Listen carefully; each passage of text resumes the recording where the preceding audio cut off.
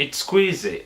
And I've actually just finished watching Riverdale. I am very disappointed with the ending, and I'm very disappointed with a lot of things in Riverdale, if I'm being honest. And I just wanted to share a few of those things with everyone that's watched Riverdale. And maybe we could all have a few things we could agree on that they are wrong in that series. I'm not gonna lie, when I started watching Riverdale, I did like it. You know, it's so that I watched it straight away and I said, no, this is rubbish, I'm not gonna watch it, I'm just gonna force myself. I wasn't forcing myself to watch Riverdale. But at some point I felt like the only reason I was still watching it was because I had invested the last 5 hours watching it, so I just had to make sure that I keep watching it. Yeah, so I'm just gonna say everything that I think is wrong with Riverdale, and I'll just go straight into it. The first thing that annoys me about Riverdale is the fact that I had to wait a week for each episode. I hate stuff like that, especially when it's on Netflix. Like, if something's on Netflix, I expect it to be there, all of it. Like 13 Reasons Why, like Narcos, and all the other popular Netflix shows. But I was so angry and pissed off and mad that I had to wait a whole week just to catch an episode. It just feels like, I hate it, man. This is why I don't watch series on TV, because it's that wait.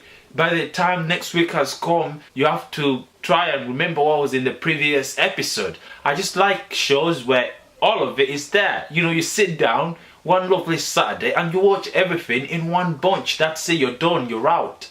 But with Riverdale, man, every week I had to wait. You know, and the problem is that every time you have to wait for a new episode, every time you have to wait a week just for the new episode, the problem is that you forget what was in the last episode. So I used to forget what was in the last episode of Riverdale.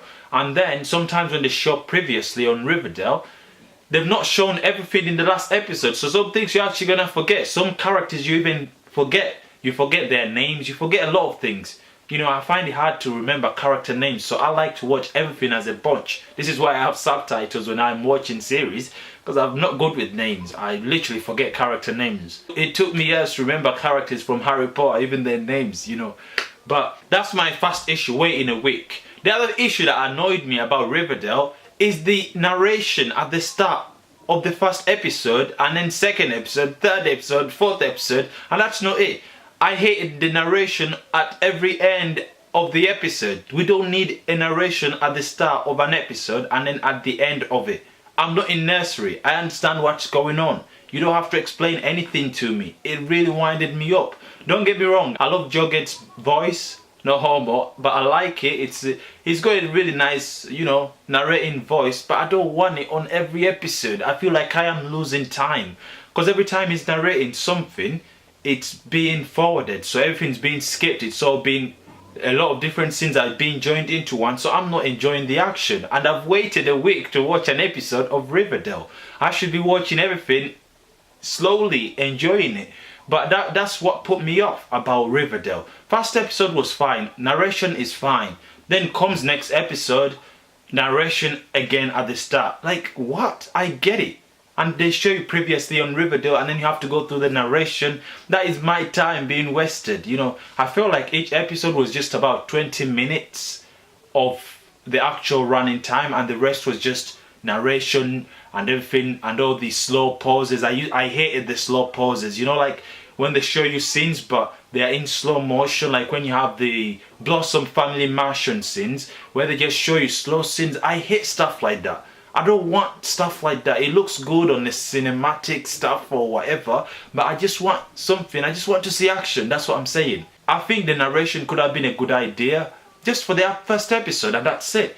But that just put me off the entire series, man. Like, I'll never like Riverdale, man. I think in series 2 they should just get rid of the narrations, man. And obviously he's writing a book, so he's reading out to us, but can't he just write the book and then they show us the book through these episodes without him narrating everything over and over each episode? It just gets boring. It makes you feel like you're dumb and you have to have everything explained to you. The other thing that put me off Riverdale is the characters. The characters are not properly developed. It felt like a show that I was watching and I didn't get any character really in depth, except Archie, obviously, because he's the main character. and then Betty, and then the other characters were just swept under the rug. First of all, I would like to start with Archie. It would only be fair if I start with the main character. Archie is a nice character. I liked it. I like the fact that Archie was a redhead. Because, you know, let's be fair, most series you always expect the main lead role to be a blonde or something. This time, you know, Archie is actually a ginger guy, which is good. Ginger empowerment, that's great. But what I don't get is, does Archie have to sing? Does Archie really have to sing? I mean, I like High School Musical, I like all the music stuff, I like musicals. I just don't think a series like Riverdale needs Archie to be singing, you know.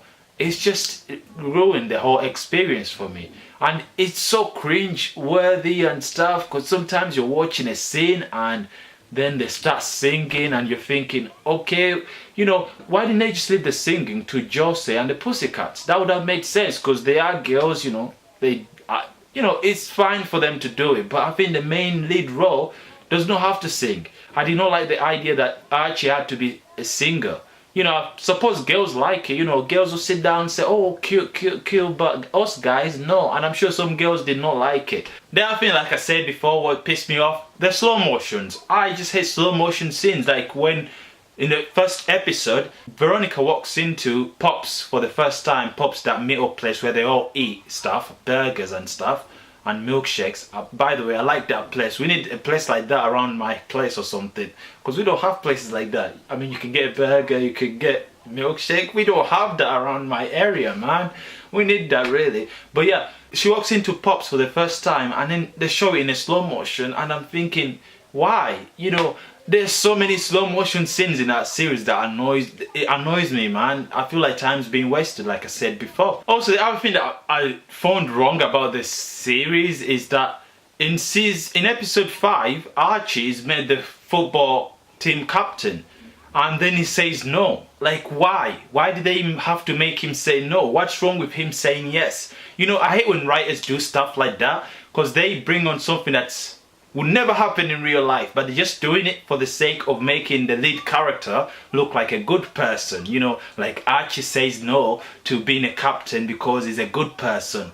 Like, that's not fair on him, because we see that he's working hard with his music and his football team. So if he gets to be a captain, I think he should have said yes, not no. It just doesn't make sense, you know. Plus the other Reggie guy was a bit mean to him. Wouldn't it make more sense if Archie allowed himself to become the captain when he was offered the place, instead of just saying no, I don't want it because I won't be able to give you what a captain has to give you, and Reggie here is willing to give it all? It just did not come out right. You know, if I was writing that series, Archie would have taken the place. You know, you take your place, say yes. You want to be captain, you've been given a captain role, say yeah. We wouldn't have thought that Archie wasn't a good person just because he said yes to being a captain. But apparently the writers thought that, you know what, if he says yes to being captain, it will look bad. So let's just make him say no so he can be a nice person. So you're telling us that we have to say no to life opportunities because it will make us be better people? The other character I want to talk about is Cheryl. Oh my god. The issue with me and Cheryl is so fictional. Cheryl is too fictional, man. Like, I don't know, I'm not mean people in real life, but Cheryl just something else, man. Like, she does and she says things that are mean, but then the next time it's something completely different. It felt random to me. Like, she'll come to Betty and she'll sympathize with her being friends, and because Polly is also having a baby and now they're friends, and in the next episode she's going to Jughead's house party and she's causing trouble and she's talking shit about Betty. It felt so random. Like, I did not like that part. If Cheryl is supposed to be mean, let her be mean, but not the fictional mean. She was too fictional. Like, some of the things she said or did were too fictional. Like, when her brother is dead and they find the body, the next day Cheryl is being too alright. Like, wouldn't it be a lot more realistic if she broke down, maybe skipped school? Maybe they should have showed us that even though Cheryl is this mean person, but once she finds out that her brother is dead, she becomes a better person. I thought that would have been more realistic, but instead she comes back to school and she's bossing everyone about, and then she has a little breakdown, but then after that just disappears, and in the next episode she's fully normal. No, you can't do that. Riverdale writers or producers or directors, you can't just do that. No, you can't. Also, does she really have to wear red all the time? Like, my favorite color is, I don't even have a favorite color because I just wear anything. I know people who have favorite colors but they don't wear it all the time. But if you watch Riverdale, you realize that Cheryl wears red all the time. I've got an issue with that because it's not realistic, man. I know it's not a realistic series and it's based on comic books, but come on, man. She does not have to wear red all the time. And is she wearing red all the time because she's ginger? I don't get it. Please. My next character is Miss Grundy. Yeah, in episode 1, Miss Grundy, the music teacher, the cougar music teacher, the one that likes kids, tells Archie that Archie shouldn't tell the principal what happened at Sweetwater River on the 4th of July because they were there and blah blah blah. What I don't get is that why does she say that? Can't she just tell Archie to go tell principal that he was there by himself and he had a gun show? If I was somewhere with someone, I understand it's the police, you can just go make up something just to make sure that a kid that was shot in school they have some more information to investigate a lot more. Whereas I feel like to me Mrs. Grundy was okay with Jason being dead and she didn't want to help at all in the investigation. Also, when Miss Grundy actually gets called out by Betty, she just disappears. Like there's no story to her. That's what annoys me about Riverdale. They just put characters under the rug. That's what the same thing they did with Valerie. The minute Valerie stops seeing Archie, she just disappears under the rug. Like, they kept presenting us these characters, but really, we never got into them. But I wanted to know more about Miss Grundy, but they just swept her under the rug and that was it. So once she went out, nothing more. I hate it when series do that. You know, I really wanted to know more about her. Why did she have that fake ID? Okay, maybe have a backstory to it. Because if you're gonna present us characters, then why don't you just go deep into them? So once she got in that car and then she left, obviously we see her doing this to little boys as well. So she's got issues with little kids, okay? We understand that. But at least, come on. She shouldn't have just disappeared like that. We don't see Miss Grundy or hear of her in the entire episodes that follow after. That's just rubbish, man. That is rubbish. Yeah, the next character is Alice Cooper, Betty's mom. Oh, she's the other person that, I'm not gonna lie, yeah, I actually hate her. Like, I hate Alice. I don't even know, like, do you ever hate a character and it feels so real? Like, if I met the actor that plays Alice, Betty's mom, I would actually not like her. I would space myself. I think she played the character too well and too evil. Like, she's so annoying, man. She's pretty, she's fit, I'll probably do it, but it's just, she is so mean, man. And I just don't understand her. That's the thing.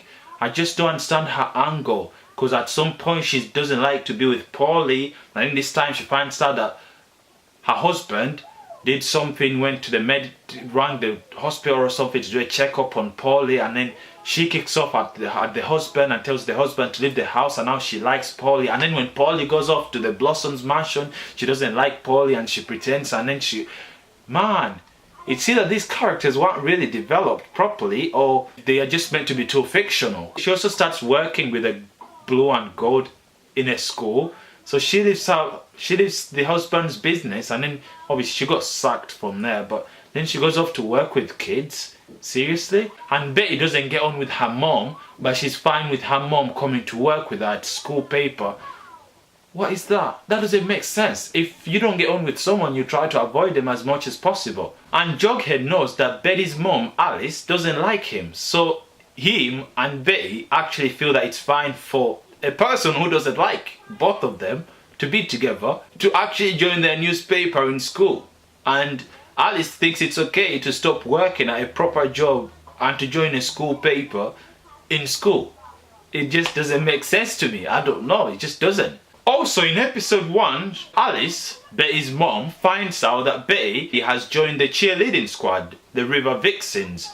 But then she's not happy about it, and I'm surprised because the way I see it, Alice looks like one of them moms that would like their kid to be on the cheerleading squad.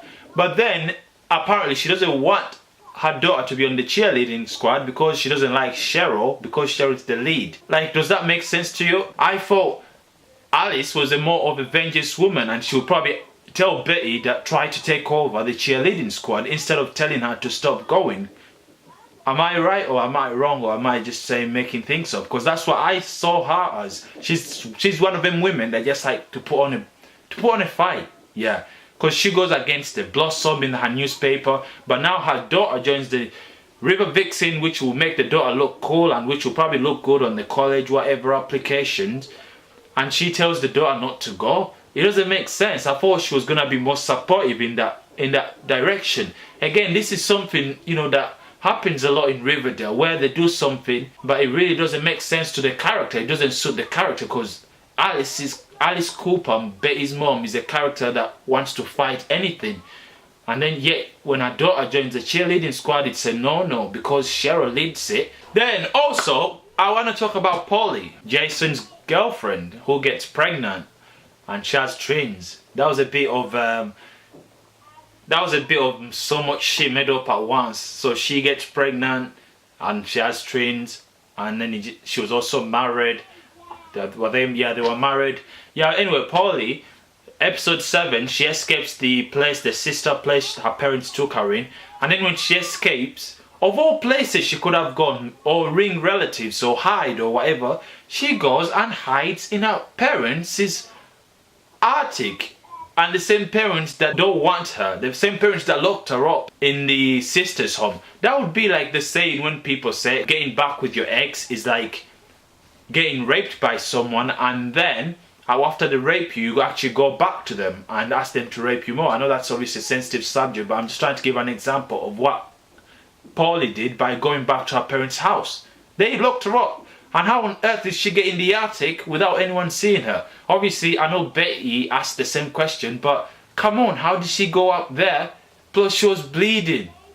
Do these writers think through the whole story? I thought she could have run maybe a family member and just go there, or hide, or go anywhere, but not to some house where there are people that actually took you to the care place, and they're your parents and they don't even like you. You know what I mean? I did not think that part was realistic in any way. I didn't see that coming. I was just there like, what am I watching? Why am I watching this series again? And the other thing I don't understand is when Polly goes off to Jason's house, apparently we find out that she only went there to spy.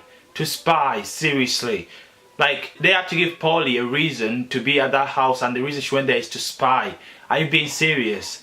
She had accusations that Jason's family had something to do with Jason's death, but she decided to stay there anyway, because that made perfect sense to her. Like, it's either Polly is a really dumb girl who escapes the asylum or whatever place she was locked in to go to her parents' house, who took her there in the first place, and then she's the same girl that goes off to Jason's house knowing that Jason's family had something to do with Jason's death, so they probably kill me as well, and they don't even like me. So it's either she's really dumb or she's just dumb as fuck. I don't know. I can't word it in any way, because she should have gone somewhere else. And it felt like, to me, it felt like some stuff was just had no point. Some stuff was just there done, and then they just left it there, you know. So it's like they sat down, the writers sat down and said, so we need to give people a reason why Polly's at that house, and then she's spying. What the fuck? What is she spying to find out? What the fuck? Why would she be spying over some people that she could risk her death? And Jason's dead anyway. I mean, I'm sorry, but Jason was dead. There's nothing she's looking for over there. Yeah. The least she could have done is move out of town, like they had planned with Jason. Just follow out with that plan, move out of town, go live at relatives or some stuff. But of all families, you go to Jason's family that are behind Jason's death. I don't even know, man. I am so done with Riverdale. I'm done. Then the other character I would like to talk about is Veronica's mom. Veronica's mom is the most pointless character in that series. They could get rid of Veronica's mom and that series would be just fine. Veronica could have been an orphan and it would have been fine. I just don't see her point in there. You know, she makes out with Fred and then that's it. And then she, apparently, Hiram, her husband, who we never see Hiram. So there's no point of having Veronica's mom in there. Yeah, she made that with Archie's dad, but then that ended, so they stopped seeing each other when they made that contract, and they said that he didn't want anything to do with her. So then I feel like that's a dead end, you know, get rid of her. I really wanted them to get rid of her because I feel like she was pointless all throughout. Because I thought she was linked to Hiram, which she is, but we never see Hiram. So what's the point of her?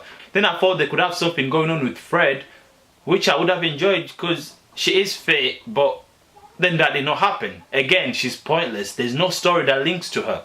Then I don't even know. She just needs to get out. They just need to get rid of her or give her some motives in the entire series and give her real stories.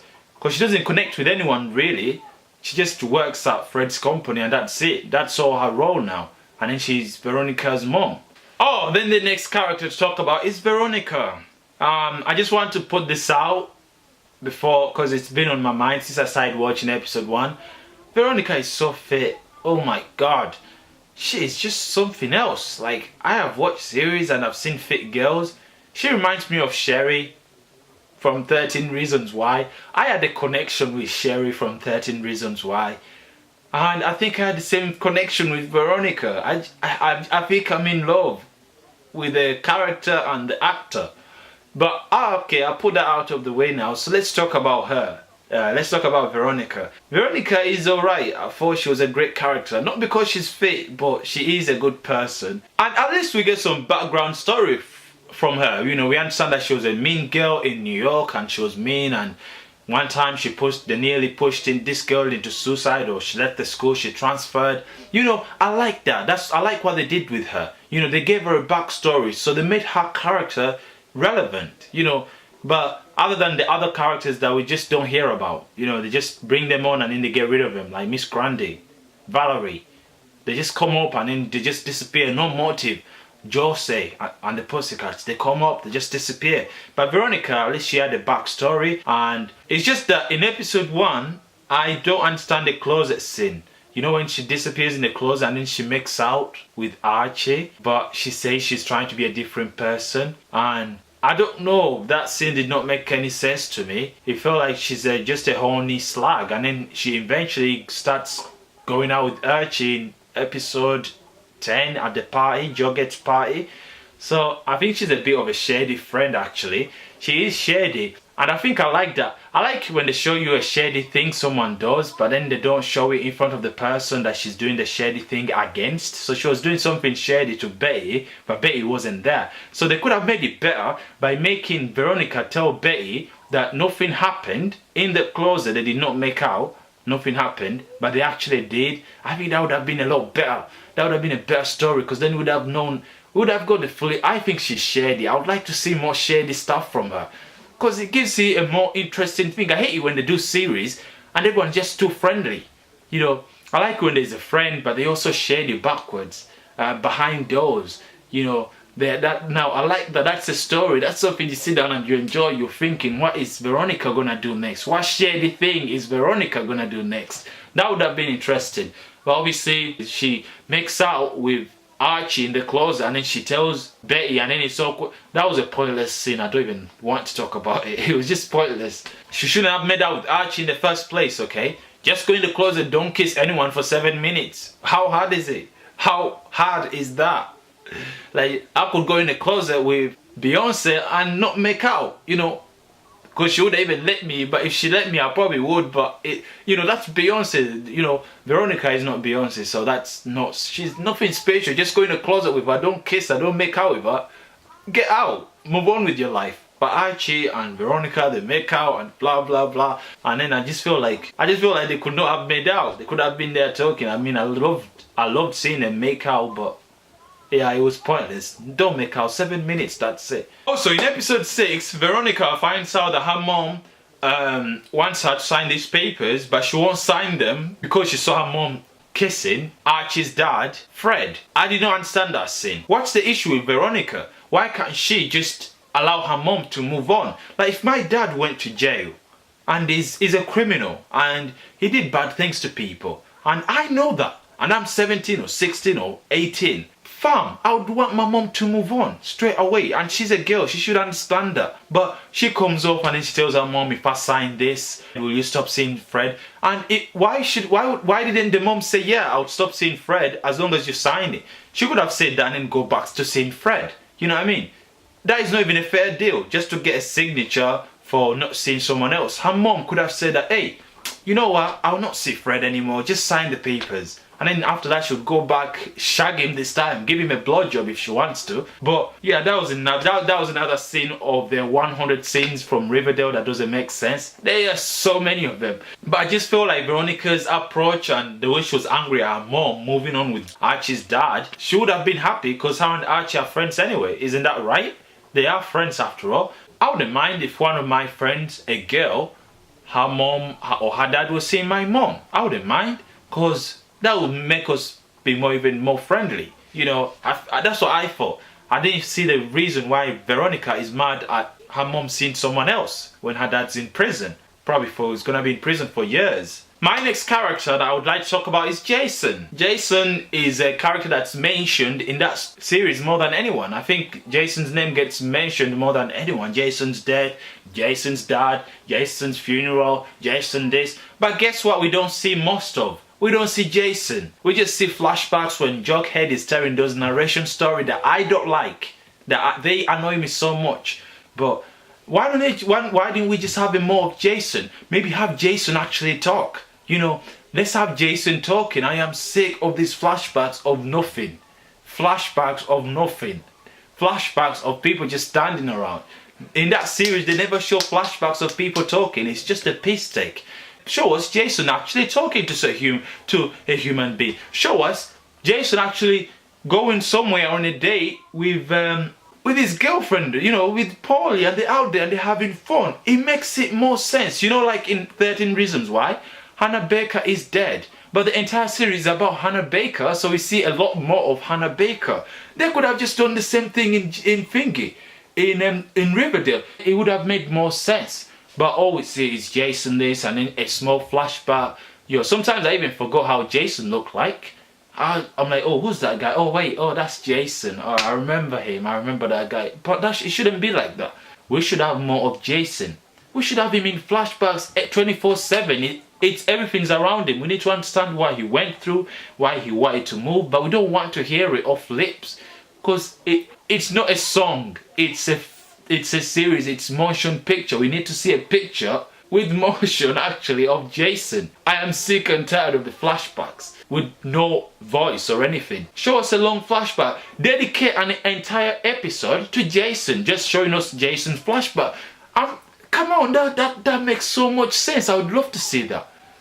But all I see is flashbacks with Jughead's voice talking shit. That annoyed me, okay? Also, the other thing that doesn't make sense to me, in episode 4, Betty and Veronica find out that Archie had a thing with Miss Grundy and they were together having shagging and everything. But their reaction is nothing.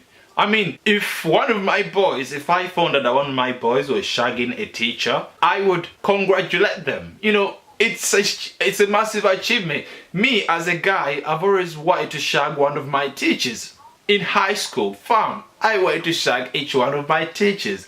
Now, if I find out one of my friends is shagging one of these teachers, I would throw a party for them. But Veronica and Betty find out that Archie has been sleeping with Miss Grundy, who's about 2 times Archie's age, but they don't react to it. They don't even react at all. I mean, they react a bit on later, but their reaction's quite small. You know, girls are quite deep when it comes to stuff like that. So I thought the first thing they could have done is ring the sheriff. You know, that's what I want from Riverdale. It's the action. I want people to actually be reacting to stuff, like reacting to the actual stuff that's going on, like something like that. Ring the sheriff. Let us have some action, man. I just want to see some action. I want to see the sheriff come up. I want Miss Grundy arrested. I want not just taken out of the entire series and then just going away and then moving out. That's rubbish, man. That's rubbish. And plus, we all know that the only reason that Betty cares that Miss Grundy was with Archie is because she likes Archie and Archie doesn't like her, which also came off weird. Back to Betty. What's with Betty's desperation? Why is Betty so desperate for Archie in episode 1? What is it with girls? I mean, in the real world, guys are the ones that are desperate. Archie would be the one running after Betty, but in this series, it's so different. Same thing in 13 Reasons Why. Justin, Hannah Baker is running after Justin in episode 1. She's desperate, she wants it. Same thing we have in Riverdale. Shouldn't it be the other way around, or am I just living in a different world? Because in my world, it's the guys that are always desperate for girls. I mean, you get girls that are desperate for guys, but not girls that look like Betty. Betty is a pretty girl. She shouldn't be so desperate for Archie. I mean, that first episode was so annoying when she's crying because Archie said no, and she's crying when he plays that song when they're outside, they're eating, and she's like, I can't do this. That does not happen in real life. Girls do not just show their emotions in front of everyone. No, she's gonna go home and cry, but she's not gonna do it in front of you. What the hell? That was just unrealistic as they come. I don't even know. I tried so much to forget episode 1 of Riverdale because it was so terrible and shit, but I don't even know how I managed to go on and watch the next one. But episode 1 was so shit because of that. Oh, and it gets worse. You know when Alice Cooper finds out that Archie has been sleeping with Miss Grundy? Come on. It's Alice Cooper, Betty's mom. If she finds out something like that, she's gonna call the police. She's gonna react like no one. But apparently she just doesn't react. She's actually calm. She actually doesn't ring the police. I would expect her to ring the police without having to ask anyone. You know what I mean? That part also did not feel realistic to me.